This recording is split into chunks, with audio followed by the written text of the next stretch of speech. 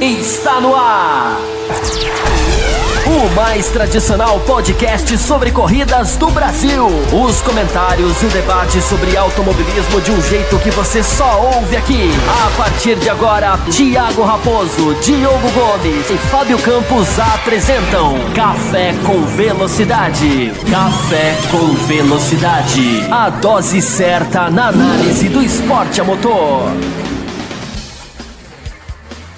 Para você que nos ouve no cafécomvelocidade.com.br, estamos começando o segundo bloco da edição 601 e agora para a gente começar a falar da corrida, já que o primeiro bloco foi bem atípico, como foi a corrida, ficamos presos no sábado, na classificação, nos treinos livres e tal, e pouco abordamos a corrida em si, e chegou a hora de falar dela, Fábio Campos, e eu quero já de cara trazer o assunto para a gente matar, para a gente passar logo por ele, que é o assunto DRS.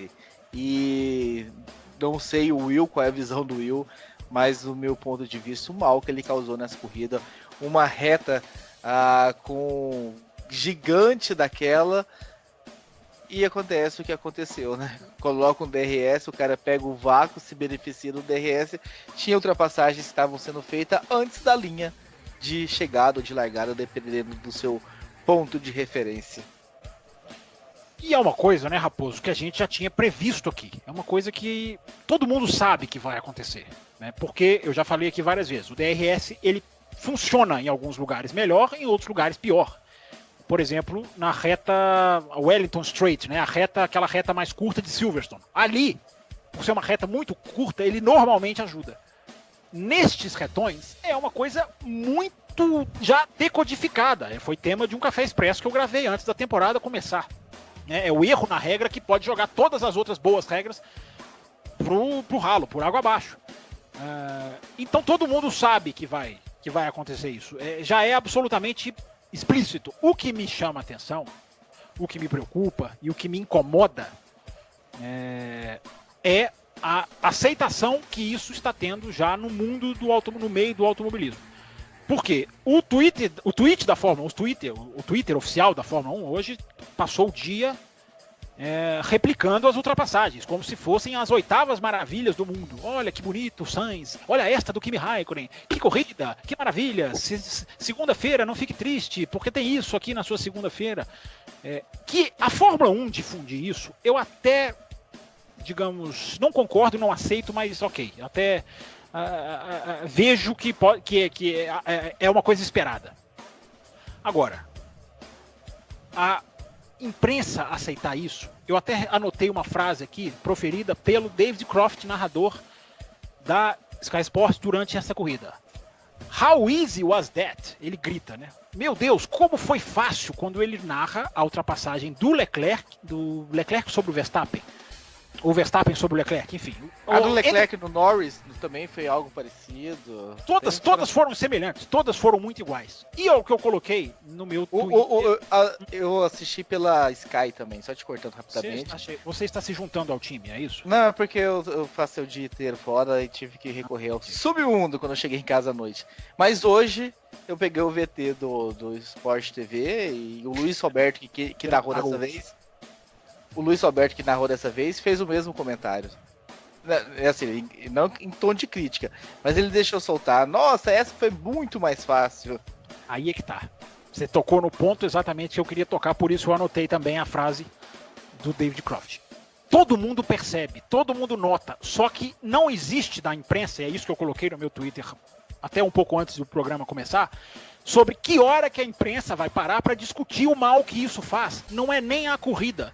Teve uma pessoa, meu Deus, meu celular tá longe aqui, eu não vou pegar o nome dela, que até me respondeu a esse tweet falando o seguinte: ora, mas é melhor, eu entendo, mas é melhor que ele exista para pelo menos ter alguma coisa. Não acho, porque o mal que ele causa não é nem mais a corrida em si, né? Porque alguém pode falar como essa pessoa que, peço desculpas por não lembrar o nome, falou lá na resposta para mim. Pode achar que pelo menos a corrida mexe alguma coisa. O mal maior que faz é ao automobilismo. Por quê? Nós não só estamos cada vez mais, quando eu digo nós, não o café, mas as pessoas estão se acostumando cada vez mais com isso, e quanto mais o tempo passa, menos... É igual o Halo. só que mais grave. Quanto mais o tempo passa, menos resistência vai ter, porque já vai ter gente que fala, nem percebo mais, já para mim já ficou comum, já tem gente que começa a assistir a Fórmula 1. Gente, esse mecanismo está na Fórmula 1 desde 2011. Eu acho que eu já falei isso aqui no café. Já vai virar uma década. Então tem gente que só conhece a Fórmula 1 com ele. Esse, para mim, é o mal maior. Que você educa uma geração de pessoas, e a gente já está quase podendo falar isso, porque 10 anos a gente já está quase englobando o início de uma geração que começa a assistir Fórmula 1, com esse tipo de ultrapassagem. Então eu fico perguntando que hora que a imprensa vai parar e fazer ao Sr. Ross Brown, ao Sr. Chase Carey, aos dirigentes da Fórmula 1, o que tem que ser falado. A crítica que tem que ser feita, porque no final das contas, Raposo, para ouvir você e ouvir o Will também, no final das contas, todo mundo sabe, só que é uma coisa velada, é uma coisa que fica ali, aquele joguinho de cena. Todo mundo sabe o mal que isso causa, todo mundo sabe que essas ultrapassagens são estéreis, não tem a menor fertilidade, se a gente pode usar já aqui esse termo, não tem a menor beleza, mas fica todo mundo fingindo que está tudo bem, que tem que ser isso mesmo. É a substituição de ultrapassagem por troca de posição. E isso desce para a Fórmula 2, desce para a Fórmula 3, desce para a Stock Car, que já sobrevive só com esse artifício. Os pilotos já não estão nem aí mais em questionar isso na Stock Car. É a Stock Carização da Fórmula 1, que eu citei no Café Expresso antes de março. Mas antes de passar para o Will, quero te fazer uma pergunta / provocação. Sim. Quando nós estamos no autódromo, nós vibramos com essas ultrapassagens. Sim. Pode. Será que eu não sei se eu me incluo. Quando você fala nós, eu não sei se você está me incluindo, porque a gente vai ao autódromo junto. Uma vez por ano. Não, eu não sou de vibrar. Mas enfim, mesmo que eu vibre, eu penso os braços. Se eu fechar os olhos, eu vejo você com os 2 braços levantados quando acontece essa ultrapassagem, com a bandeirinha do Brasil amarrada no boné assim para tampar o seu pescoço. Você está associando todas as ultrapassagens que a gente já viu em Interlagos, que são muitas delas não foram. As últimas de 2011 na nossa frente ali tinha DRS. 11? Você está dizendo 11? Mas o DRS não está desde 2011? Mas a corrida de 2011, se eu me lembro bem, nem teve ultrapassagem. Não, não estou falando de 2011 específico, estou falando todas de 2011 para cá, todas as ultrapassagens que nós vimos tinha DRS praticamente. Mas vamos lá, mesmo se eu cair na sua provocação e dizer ok, que acontece isso, uma coisa, Raposo, é o pensamento de arquibancada, uma coisa é o pensamento de torcedor, outra coisa é a análise jornalística, análise que eu sempre falo, que o jornalismo tem que buscar o bem da Fórmula 1. Ao invés de justificar jogo de equipe, ao invés de justificar corridas ruins, como tem jornalistas e não jornalistas que parece que gostam de corridas ruins, parece que fazem podcasts para defender e atacam quem critica. A função, na minha visão, do jornalismo é fazer a análise crítica do espetáculo. Se o torcedor vibra na arquibancada, ok, ele está no direito dele, ele está na arquibancada, o sangue na arquibancada é quente. Não significa que ele está certo. Não significa que aquilo ali acrescenta para a Fórmula 1, acrescenta para o espetáculo. Até porque, Raposo, a maioria do público da Fórmula 1 não está na arquibancada. E olha que você sabe que eu sou sempre quem defende o público na arquibancada. Agora, é muito mais legal vibrar com uma ultrapassagem como Montoya e Schumacher em 2001 do que vibrar com uma ultrapassagem de DRS. Você há de convir comigo. Will, qual a tua visão do DRS? Te incomoda tanto ou não te incomoda tanto? Eu já mencionei que eu estava num debate com o Will Bueno, num grupo de WhatsApp, exatamente sobre isso, porque o primeiro questionamento que o Will fez no grupo perguntou quem do grupo, se é que existia alguém, era a favor do DRS, e eu falei que eu era a favor do DRS. Eu acompanho Fórmula 1 faz um tempo já, desde 88, mais ou menos, e assim, com consciência do que eu estava vendo, eu acho que de 90 para frente. E eu me acostumei acho que a reinventar a maneira de eu apreciar a corrida para continuar sendo um fã, sabe? E ontem a gente estava conversando sobre quem já se acostumou com o Halo. E eu parei para ver que eu já me acostumei, eu xinguei tanto o Halo no Twitter, quando falaram que ia ser obrigatório aquilo, porque eu ainda acho feio. E o Fábio falou que a gente se acostuma, né? A gente passa a não notar mais aquilo e não achar mais estranho. O DRS, para mim, é muito assim. Eu já consigo ver diferença nas ultrapassagens, mesmo sendo feitas com DRS. E aí, de que eu estou falando? Eu estou falando de, por exemplo, o Norris, que teve um ritmo de corrida aí geral em 1,47 alto, mas que em determinados momentos da corrida ele era 2, 3 décimos mais rápido que o Pérez e não conseguia passar mesmo com DRS, porque a Force India tem uma reta absurda por causa do motor Mercedes. E já ao contrário, como por exemplo o que vocês falaram sobre o comentário do Croft, eu estava ouvindo a transmissão da Sky, e a ultrapassagem do Leclerc foi, abriu o DRS e passou com 3/4 da reta ainda para terminar. E o que me incomoda mais, cara, não é nem tanto a ultrapassagem com o DRS em si, é o fato dos pilotos não defenderem mais a posição, para não desgastar pneu, ou para não Mas eu acho que no Baku, desculpa te cortar, mas eu acho que no Baku nem tinha como defender.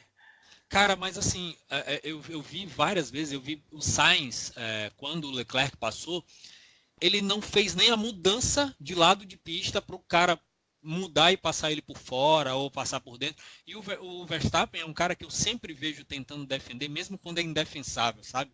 E me incomoda muito mais que o DRS, esse comportamento passivo dos caras de falarem assim, tem DRS, não dá para defender, eu não vou gastar meu pneu aqui. Eu acho que eu sou desse time aí que já acostumou com DRS e já engoli aquilo ali, já desceu o goela abaixo, não me incomodo mais com DRS. Vibrei pra cacete todas as vezes que eu fui para Interlagos com DRS, mas eu reconheço que em 2012... o setorado vê ultrapassagem. Não, a gente vê muito, de longe, porque a gente acompanha toda aquela subida. Mas em 2012 eu estava no G, e aí é o detalhe, né? 2012 a corrida foi com chuva, e 2012 não teve DRS em Interlagos. E aí a gente viu como é que era a briga se desenvolvendo, a gente viu a briga do Button com o Hamilton no final da reta oposta, e a gente viu como defender de uma maneira justa, né?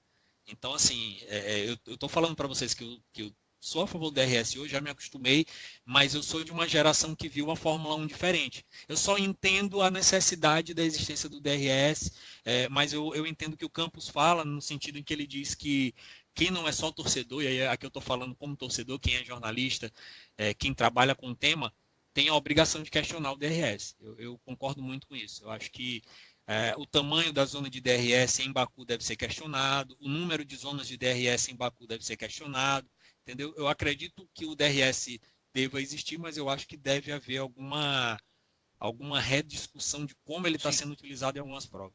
Sim, eu também sou contra o equipamento, mas se ele tem que existir, porque esse comentário no meu tweet que eu citei, lá no @CampusFB, para quem quiser seguir, me fez pensar isso, né? O que vale mais? Uma corrida que é uma procissão absolutamente imutável em nenhuma troca de posição, ou uma corrida em que as posições são trocadas pelo DRS? Evidentemente, se você pensar apenas na corrida, a tendência é a pessoa escolher a segunda opção. Eu tendo a escolher a primeira e vou justificar a minha resposta. Porque uma corrida que é uma procissão não está sendo disfarçada com nada. Ou seja, se a Fórmula 1 larga todo mundo e chega na posição que largou, eu acho que a tendência a se ter uma discussão, a incomodar até mesmo a passiva imprensa ou alguns passivos torcedores é muito maior. É muito maior do que fora este mal que a gente vai um pouco do que o Will falou aí.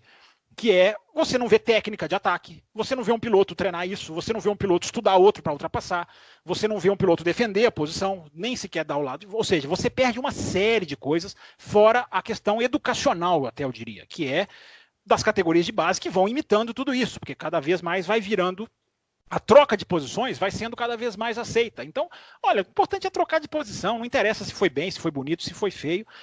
Tem uma frase do Marcus Ericsson, que eu acho muito legal, ele que está na Índia agora, e eu não sou desse tipo que mistura, o piloto não foi bem na Fórmula 1, tudo que ele fala é ridículo, eu não sou desse time. Eu procuro ver quem analisa bem e quem analisa mal. Eu sou fã do Jolyon Palmer, acho que escreve muito bem, analisa muito bem a Fórmula 1, tem total consciência dos defeitos da Fórmula 1, tem coragem, coisa que o senhor Paul de Resta não tem, que o senhor Anthony Davidson não tem, que o senhor Karun Chandok não tem, que esses caras não têm, eles não têm coragem de empunhar um microfone e perguntar a pergunta que tem que ser feita para um Chase Carey, para um Ross Brown. Né? Tem que perguntar, meu Deus, é isso que vocês querem? Esse é o tipo de Fórmula 1 realmente que vocês visualizam? Não tem nenhuma outra alternativa que a gente pode mexer nas corridas com pneu, com turbo, com um tempo de push to pass, com um DRS menor, com zona de DRS menor? Não tem nenhuma outra alternativa, meu senhor? Eles não têm coragem de fazer essa pergunta. O Jolyon Palmer tem coragem de falar. Então isso para mim já conta muito. E o Marcus Ericsson deu uma declaração na Indy que eu acho perfeita. Ele falou, olha, na Indy nós não precisamos esperar a zona de DRS para fazer alguma coisa. O esperar, a palavra esperar é a mais grave de todas. Porque o piloto muitas vezes tem chance de ultrapassar e ele prefere não exercer a ultrapassagem com a técnica que lhe é, entre aspas, né, cabível, para passar fácil numa zona de DRS. Ou seja, o automobilismo deixa de ser um esporte de técnica, de arrojo, em que a ultrapassagem é aquilo que levanta a arquibancada, para repetir uma expressão usada aqui, para se tornar um esporte de, não, espero chegar, e quando chegar lá na hora do DRS... Então, para que eu vou tentar em outros pontos de ultrapassagem? Agora, você imagine isso, né, você estenda isso para a história da Fórmula 1. Imagina um Piquet e um Senna na Hungria, ali com o DRS. Você imagina aquele Mansell e Piquet em Silverstone, roda a roda, ou aquele Senna e Mansell em Barcelona, né? A próxima pista que a Fórmula 1 está indo, aquela rasgada de reta dos dois, que jamais vai acontecer. Quem é fã do DRS, esquece disso. Que você não tem um roda com roda mais, você não tem a coisa que já é rara sem DRS. De dois pilotos cruzarem uma reta inteira lado a lado, isso, né, Raposo? Para quem está numa arquibancada, eu nunca vi na minha vida, mas para quem está numa arquibancada, eu imagino que deve ser o supra-sumo. Você imagina dois carros rasgando uma reta, ou a principal de Interlagos, ou até a oposta, a reta inteira lado a lado. Então, eu não me lembro, eu lembro do Rubinho lado a lado com o Hakkinen ali no ano 2000, primeira corrida do Rubinho na Ferrari, mas é um trecho de reta, nem foi ali a reta toda. Então é isso que vai acontecendo, à medida que vai se acostumando. A frase do Ericsson, para mim, é perfeita, e ela sentencia. Ele também não teria coragem se fosse piloto de Fórmula 1, porque nenhum tem. Nenhum tem coragem de se levantar contra isso, nenhum tem coragem de reclamar, porque são todos uns menininhos bem cabecinha feita por assessoria de imprensa, né? Personalidade do piloto de Fórmula 1 atualmente não existe. Isso, infelizmente, o passado era melhor. E desculpem os anti-saudosistas, mas hoje o piloto não fala o que ele pensa. Isso não é saudosismo, isso é uma constatação. Hoje o piloto não fala o que pensa. Quando ele sai da Fórmula 1, ele faz como o Ericsson fez. Dado aí essa discussão sobre o DRS, gostei muito da finalização do Will, né, que vinha colocando o seu ponto, mas ressaltou no fim que era um ponto como torcedor, mas que entendia o ponto e a necessidade de se fazer mudança e de que pode se melhorar, que pode se ajustar, né? Exatamente. E que não foi feito em 2019, porque eles aumentaram em 20 milímetros, né? Eles aumentaram, enfim, de 65 milímetros para 85 milímetros, ou seja, e um carro que é muito mais, com a asa que é muito mais em pé, ou seja, eles trabalharam para piorar. Isso é o que me revolta. Não é que eles estão trabalhando para amenizar o problema, eles estão cada vez mais atenuando ou intensificando, melhor dizendo, essa questão. E isso é preocupante, porque todo mundo vê, repito, todo mundo está vendo, todo mundo sabe. Alguns têm coragem de dizer, outros não. Aí, voltando muito no tempo, Fábio, eu acho que a grande problema, e aí eu vou deixar o problema entre aspas, porque é um problema claro na tua cabeça, mas muita gente não vai dizer que isso é um problema. Foi a definição, é a mesma coisa quando tu vai tratar uma doença, né? É o diagnóstico. Foi criado o Overtaking Group, um grupo só para analisar como aumentar as ultrapassagens na categoria, porque o diagnóstico foi de que o grande problema da Fórmula 1 era a falta de ultrapassagens. E aí o remédio está sendo amargo, porque quem era fã de Fórmula 1, da velha guarda, nunca questionou as corridas em forma de procissão. Eu lembro bem do Will Bueno falando assim, vocês lembram de Mônaco 92, quando uma não ultrapassagem foi mais legal que uma ultrapassagem? Com as tentativas do Mansell, entendeu? E assim, o diagnóstico de não ter ultrapassagem ser um grande problema da Fórmula 1 levou ao DRS. Se a categoria tivesse pensado, o problema não é não ter ultrapassagem, o problema é que a aerodinâmica está dificultando o piloto de exercer a técnica da ultrapassagem. E teria sido percorrido um caminho completamente diferente. Exato, concordo plenamente. Fizeram aquela pesquisa, né, aquela pesquisa mundial que apontou esse problema. Aí, deram um remédio muito pior do que a dose, porque tiraram a ultrapassagem. Estão convencendo as pessoas que só trocar de posição vale. Para mim, não vale. Eu acho que para quem gosta de automobilismo de uma forma mais plena, assim, de ver aquela ultrapassagem de que nunca mais vai esquecer, eu acho que essas pessoas não vão engolir o DRS nunca. Diga, Raposo, te cortei. Imagino como teria sido muito mais brilhante para a corrida a recuperação do Leclerc sem o DRS. E uma reta daquela, né, Raposo, é igual você falou, uma reta da China é absolutamente, entendeu? Você tem que pelo menos dar a chance, até para você medir o seu grau. Gente, a Fórmula 1 está nas vias de definir o carro de 2021. Era hora, talvez, ela tá sentindo alguns problemas, desde que o benefício viesse lá na frente, desde que eles falassem isso para o mundo. A transparência faria toda a diferença, senão esses chatos aqui, como eu, estariam criticando mesmo, porque eu critiquei muito as procissões, o Will. A gente, Bruno Aleixo, está nos ouvindo, a gente fazia programa de rádio em Belo Horizonte nos anos 2000, que para mim é a era das procissões, era a era das corridas para mim, que sim. Os anos 2000 era procissões atrás de procissões, era insuportável, e a gente criticava sempre. Mas se a Fórmula 1 fosse aberta, Raposo, a ponto de dizer, olha, vamos tirar o DRS, talvez tenhamos corridas ruins, sim, mas vamos usar todos os dados, e são assim, terabytes de dados, para definir o carro de 2021. Vocês topam pagar esse preço para a gente melhorar o show lá na frente? Eu tenho certeza que a porcentagem de gente que falaria, topamos, entendeu? Vamos pensar em 2021. Mas não existe essa transparência, eles estão satisfeitíssimos com o que eles estão vendo, porque ninguém questiona. Então eles pensam, teve tantas trocas de posição nesta corrida, e batem no peito, porque eles estão numa bolha que é só deles. E, enfim, isso é que a imprensa que deveria ser, né, o papel fundamental para furar essa bolha, a imprensa entra no jogo. E aí é que me decepciona mais do que o piloto não defender posição, que é o que o Will bem disse, me incomoda mais a imprensa passiva. Will, mudando de assunto, diz pra gente sobre esse novo Valtteri Bottas que nós estamos acompanhando. Você acha que podemos ver um filme, o filme de 2017 ou 16 do Rosberg? Agora vem por 16, né? 16. O filme de 2016 se repetindo, Will? Cara, e um Valtteri Bottas chegar no final do ano. Do filme, né? O mesmo filme não vai ser. Eu sei que muita gente vai me odiar por causa disso. Quando eu gravei recentemente um programa, acho que com o Del Valle, falei sobre isso. Eu sou muito cético em relação ao Bottas.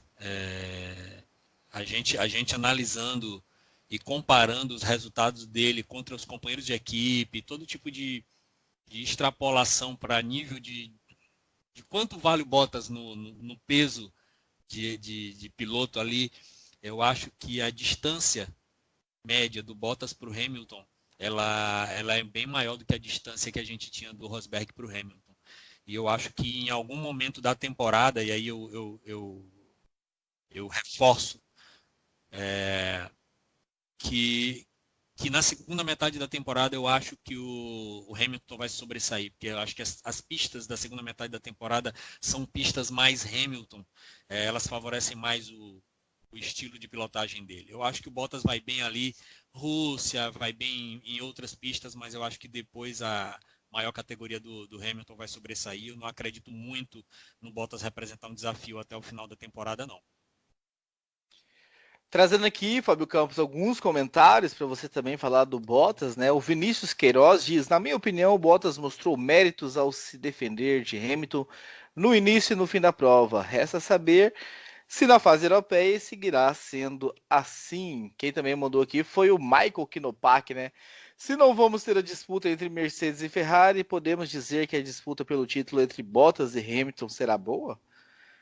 Veremos, Kinopak. O Cesarino manda pergunta, né? Foi legal aquelas 3 primeiras curvas das Mercedes lado a lado, mas fiquei com a impressão que o Hamilton podia ter atacado mais no final. Teve ordem de equipe para o Hamilton ficar em segundo? Até onde o Hamilton vai deixar o Bottas chegar? Quando o Hamilton vai liquidar a fatura? O carro da Mercedes é tão melhor que a Ferrari? Ou dava para a Ferrari ter equilibrado as forças até agora? Essa pergunta da Ferrari a gente deixa um pouquinho para depois, concentrar nessa questão do Bottas e do Hamilton. Quem também mandou perguntas sobre, né, comentários sobre eles, foi o Bruno. Próxima corrida será em Barcelona, palco onde a Ferrari se mostrou muito forte durante a pré-temporada. Sendo assim, quem ganhará a próxima corrida? Hamilton ou Bottas? E aí ele manda algumas risadas aqui. O Lincoln, né, que o Fábio Campos duvida que ele escuta, mas é um ouvinte assíduo. Não duvido mais.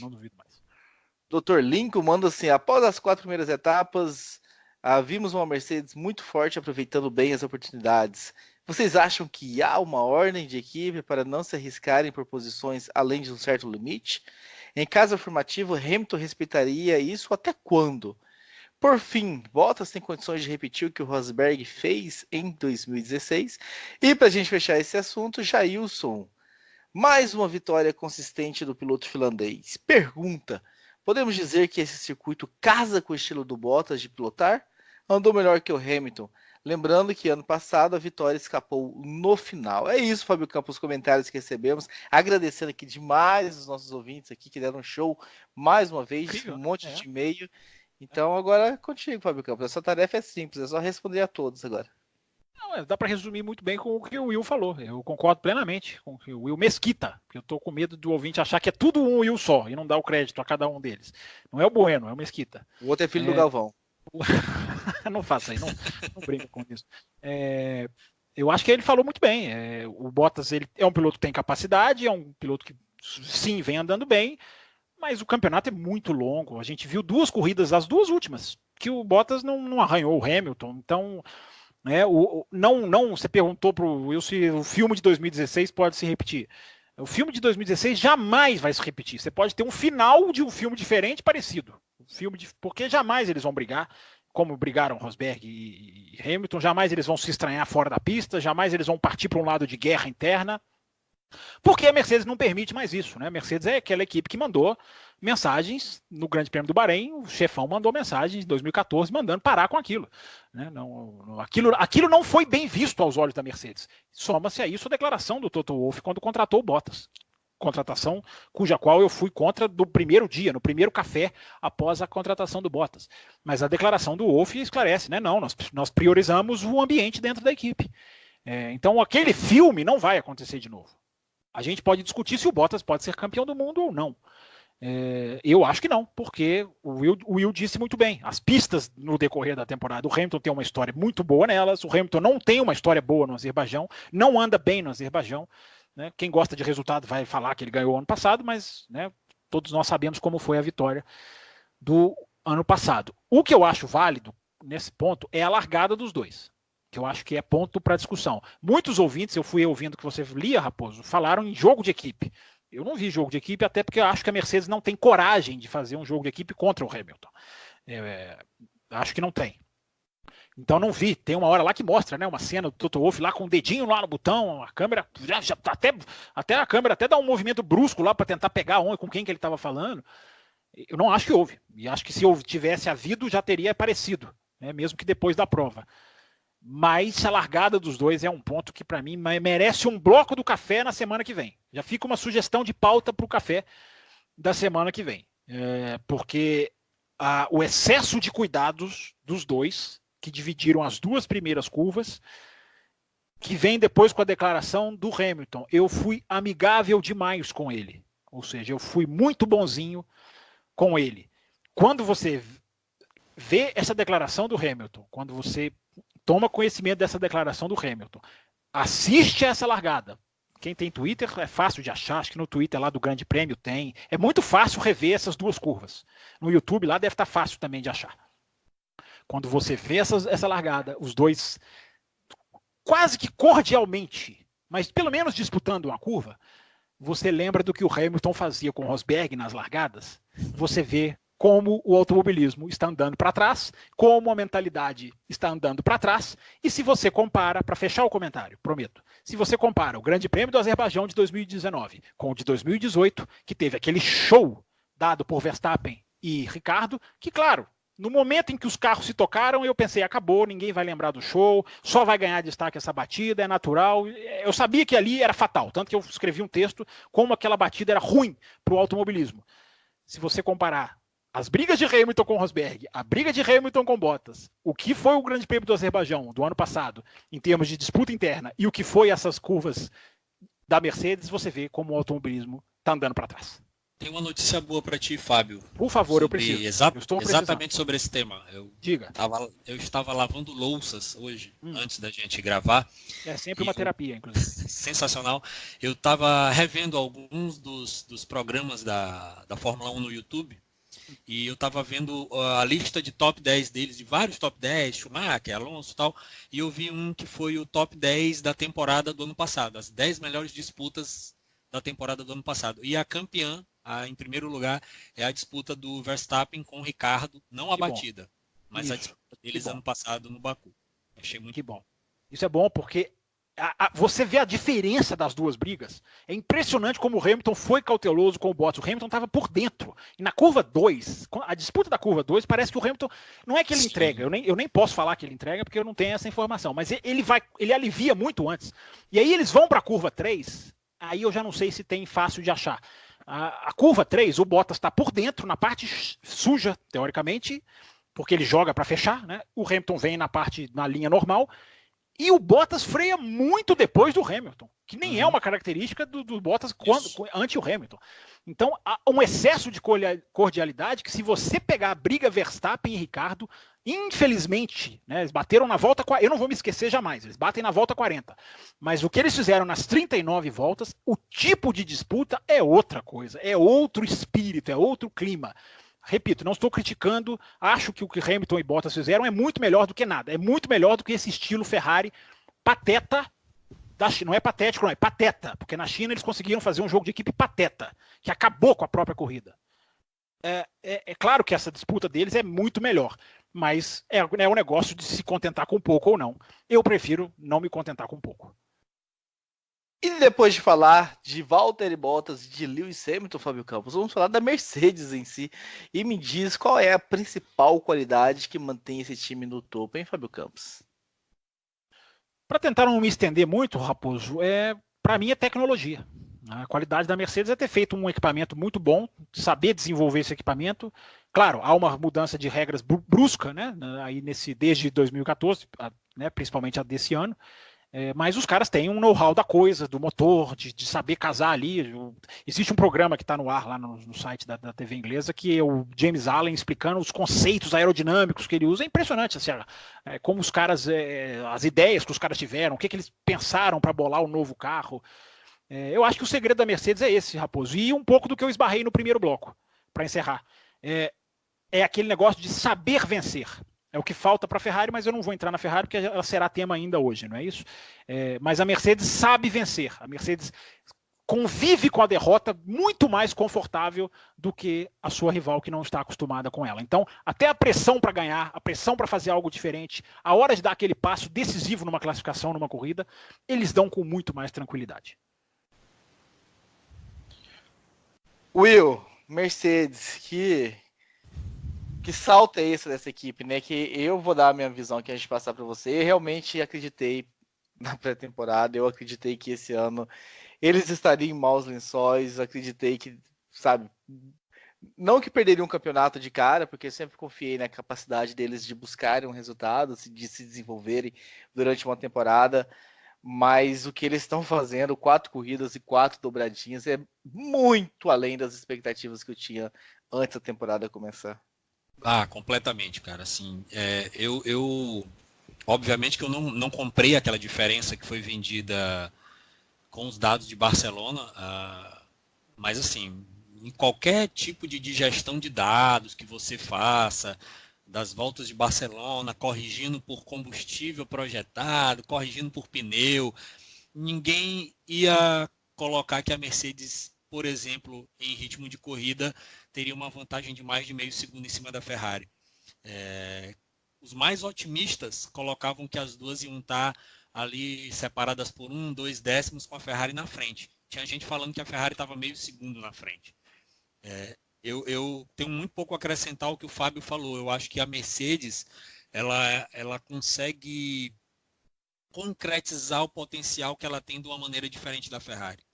A Ferrari é aquela equipe que promete muito, mas que sempre deixa um detalhe passar, e aí acaba virando uma justificativa, e aí parece um looping. Os caras falam numa pista, eles falam do pneu que não aqueceu, Na outra pista, eles falam que eles tiveram problema porque o asfalto era muito ondulado. E aí fica aquela história que muito mal explicada e que no final é bem resumido com o que o Fábio falou no primeiro bloco, que é que nem a Ferrari sabe o que está acontecendo. Um dado, cara, assim, a gente já está falando da corrida, e aí eu isolo o Gasly, isolo o Leclerc, porque eles estavam no primeiro stint com estratégias diferentes, né? Mas Bottas, Hamilton, Vettel e Verstappen, todos eles fizeram entre 11 e 14 voltas no primeiro stint. E o ritmo de corrida deles, o Bottas teve o melhor ritmo, ele foi 2 décimos mais rápido que o Hamilton, ele foi 7 décimos mais rápido que o Vettel e 8 décimos mais rápido que o Verstappen. A ironia desse número de 7 décimos mais rápido que a Ferrari é que de sexta para sábado, o Toto Wolff falou que era muito difícil a Mercedes tirar uma vantagem que a Ferrari tinha de 7 décimos. É uma diferença grande demais em ritmo de corrida, 7 décimos. Eu me assusto aonde é que vamos parar, Fábio Campos. Quando é que... A não ser que realmente o Bottas continue roubando pontos, se continuar nessa toada, eu não vi ainda. Eu sei que tem estatística, tem 2 estatísticas hoje. O JF mandou estatísticas e, se não me engano, o Bruno mandou estatística. Ele falou assim, já que o JF não está trabalhando direito, vou tentar o Rechanchowski. Não é o Aleixo. Não, o Aleixo, dessa vez, ele... Então, se as estatísticas foram mandadas pelo Rechanchowski, eu já tendo a discordar das estatísticas, porque hoje o Rechanchowski está me dando nos nervos. Mas diga. Eu não sei se com 4 dobradinhas de uma equipe, se isso... Não, nunca teve. Eu acho, tinha 3 na Williams. Eu acho que a Williams conseguiu 3 no começo dos anos 90. Acho que naquela época. Eu não tenho o número, então eu estou fazendo aqui meio de cabeça. Achei. Mansell e Patrese. 90, então é isso mesmo. Então é isso mesmo. Então é Mansell e Patrese, é isso mesmo. Ela tinha 3, se eu não estou enganado, e agora. Por isso que o começo do meu primeiro bloco foi aquilo, né? Foi a surpresa de uma pré-temporada que acaba resultando na maior dominação da história da Fórmula 1, pelo menos em números. Não vamos dizer que é uma dominação de performance, mas em números, em resultados, é o começo mais acachapante de uma equipe sobre outra. Realmente. Vamos passar aqui pelas estatísticas, então, para a gente até se encaminhar para o fechamento desse bloco sobre a Mercedes. Depois eu volto para vocês tanto comentar sobre as estatísticas, quanto fechar aí o assunto Mercedes. A primeira as do JF, né? Que ele tá aqui mandando. O Bruno tá querendo roubar o lugar dele, mas ele compareceu. 4 dobradinhas seguidas na abertura do campeonato é um recorde.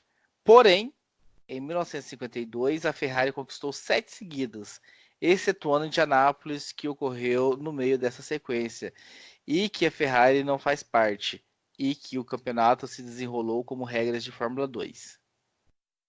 Indianápolis nos anos 50 era só uma formalidade, era uma corrida dos Estados Unidos, não ia ninguém, e ele contava para o calendário. É triste falar isso, mas é uma aberração essa estatística. As de Indianápolis, não essa do JF, mas enfim, continue. Bottas e Verstappen estão empatados com 5 vitórias na carreira. Mercedes passou a Cosworth e se tornou a segunda fabricante com mais vitórias na história da Fórmula 1. Mas ainda faltam 59 para chegar à Ferrari. Incrível, hein? Olha só, o peso que olha quantos anos essas duas trafegam na Fórmula 1. A Cosworth, infelizmente, há muitos anos já saiu, mas os anos 60, anos 70, é impressionante que a Mercedes já a tenha ultrapassado. Will, se quiser comentar alguma coisa também, fique à vontade. Viu? É permitido, tá? Permitido comentários rápidos entre as estatísticas. São permitidos comentários rápidos. Não, eu fico muito chocado com tudo que a Mercedes produziu desde que ela voltou para a Fórmula 1. É isso. Seriamente, assim, eu fico muito chocado, e o meu receio é a questão da dominação, sabe? Porque a gente viu dominações de pilotos durante muito tempo. Mesmo nos anos de ouro da Ferrari com o Schumacher, era uma dominação do Schumacher. A gente não falava que era uma dominação da Ferrari. Era muito personalizado.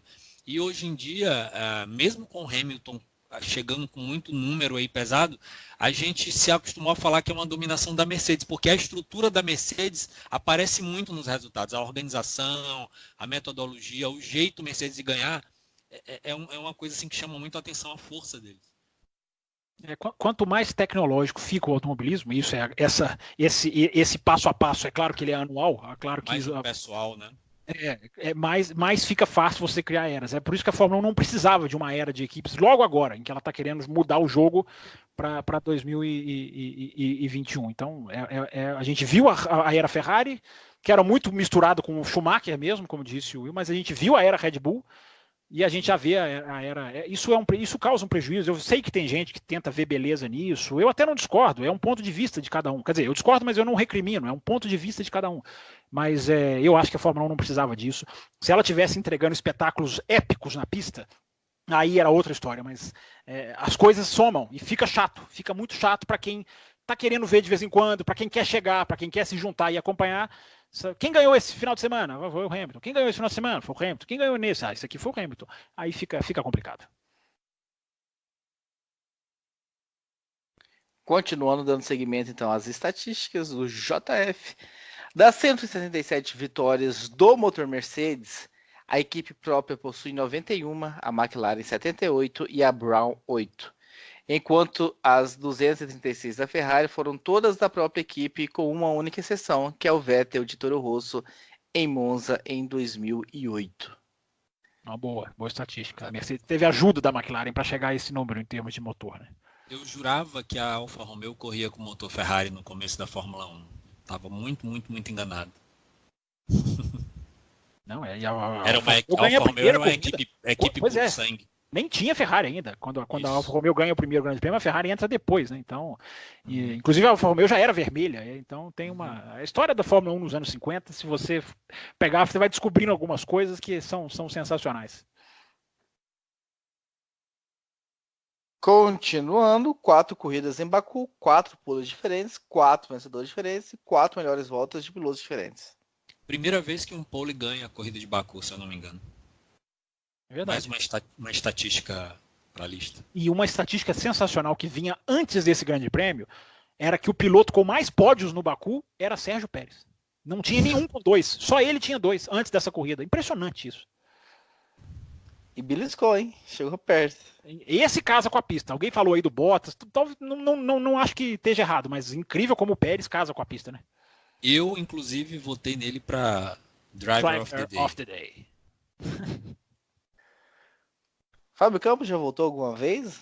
Impossível, tá? Quando eu assisto a corrida 11 horas dela que acontece. Exatamente. Tinha esquecido desse detalhe. Fábio Campos voltou apenas na primeira vez que teve a votação do Driver of the Day, voltou no Harianto, que foi quem ganhou o primeiro Driver of the Day. Foi? Eu não sabia. Eu nem se eu assistisse ao vivo eu votaria, porque eu não consigo parar durante a corrida para escrever uma letra, em qualquer que seja a rede social. Mas eu assisto a corrida com 11 horas. Esse final de semana foi com 11 horas depois que ela aconteceu. Foi uma vergonha, mas enfim. E eu dancei, né, no sábado, porque eu também fui assistir com atraso e a classificação adentrou a madrugada, né, porque os carros não entravam na pista. Mas eu dancei, mas é um risco que vale a pena correr. Dando seguimento às estatísticas do JF, nona corrida consecutiva que o Verstappen chega à frente de uma das Ferraris. O Verstappen está precisando realmente um bloco à parte, viu? Em algum momento... Quem sabe na semana que já tem 2 sugestões de blocos para a semana que vem, então. Uma do Verstappen, a outra eu me esqueci. Mas falei aqui que tinha uma para discutir. Uma do Verstappen e a outra é da largada, né? Ah, exatamente. Largada de Hamilton. Acabei até que já estraguei um pouco, mas obrigado pela boa memória aí, Will. Mas enfim, Raposo, eu acho que concordo com você. Acho que a gente tem que analisar várias coisas da Red Bull, inclusive, com o Verstappen que dão para ser discutidas mesmo. Primeira vez que um pole vence, o Will já tinha dado um spoiler dessa estatísticas do JF. Foi mal. Complicado. Deu spoiler da estatística, isso é complicado. Pérez agora divide com Hamilton e Bottas o maior número de pódios em Baku. O Campos deu spoiler dessa. O top 6 da corrida são exatamente o top 6 do campeonato. E, curiosamente, também são os pilotos com o maior número de voltas completadas. Isso quase não é uma estatística, isso já passa a ser quase uma coisa corriqueira. E olhando agora as estatísticas do Bruno, ele manda assim, vou chamar Discordo já, vai, mas fala. Stroll pelo terceiro ano consecutivo nos pontos em Baku. Performance diferente do resultado. Não andou para isso, mas enfim, ficou na pista e se deu bem. Hamilton em primeiro ou segundo nas últimas 6 corridas. É um sinal para quem acha que o Bottas... Tomara que o Bottas brigue, mas é um sinal que vai contra essa torcida pelo Bottas, né? Somente Hamilton, Bottas, Leclerc, Vettel, Verstappen e Raikkonen marcaram pontos nas 4 primeiras corridas deste ano. 1, 2, 3, 4, 5, 6 pilotos. É a primeira vez que um GP disputado no dia 28 de abril não foi vencido por um piloto da Ferrari. Meu Deus. Bruno. Eu não sei se o Bruno pega isso em algum lugar. Quem cria uma estatística dessa merece um prêmio, porque eu fico pensando no domingo de quem pesquisou uma estatística dessa. Entendeu? O que faz um domingo, quem pesquisa todos os dias 28 de abril da história da Fórmula 1 merece aplausos.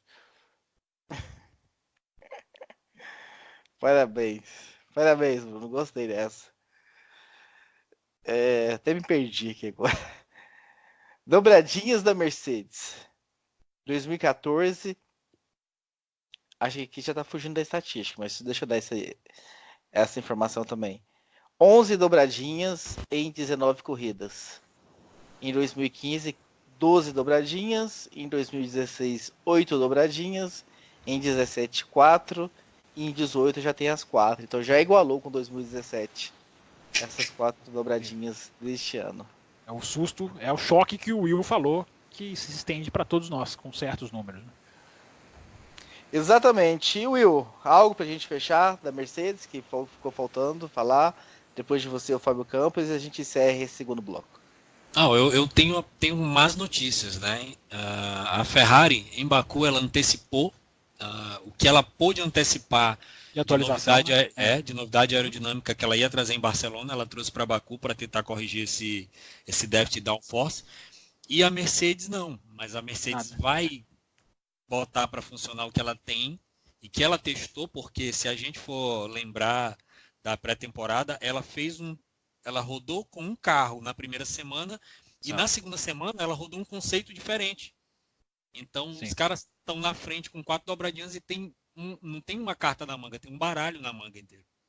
Então é preocupante. Boa informação. Só uma para completar também. Dizem que as atualizações da Red Bull são gigantescas para Barcelona. Amém. Já puxo daí uma informação interessante. Eu andei rodando uns fóruns da vida aí sobre Red Bull, eu estava curioso sobre algumas coisas. O ritmo de corrida do Verstappen, por exemplo, que teve estratégia igual a do Vettel, no primeiro stint da corrida, foi só 1/10 mais lento. E o ritmo de corrida do Gasly com o Leclerc, que largaram com os mesmos pneus. Foi 2 décimos mais rápido no stint 1. Foi até mais rápido, né? Na média, né? Então, assim, é impressionante. Por isso que eu falo, a Red Bull ela ensaia a querer chegar e não chega. Mas esses números são interessantes mesmo. Se as atualizações da Red Bull funcionarem, provavelmente em Barcelona a gente corre risco de ver a Red Bull entre a Mercedes e a Ferrari, pelo menos. Será que teremos aqui a estatística semana que vem? Segunda vitória de Verstappen em Barcelona. O senhor não vai encerrar esse bloco, não, é? Não vai ficar... Porque é assim, ouvinte, é assim. Quando sou eu, ele puxa o meu tapete. É assim. Então, com esse convite super amistoso, está encerrado, decretado o final do segundo bloco.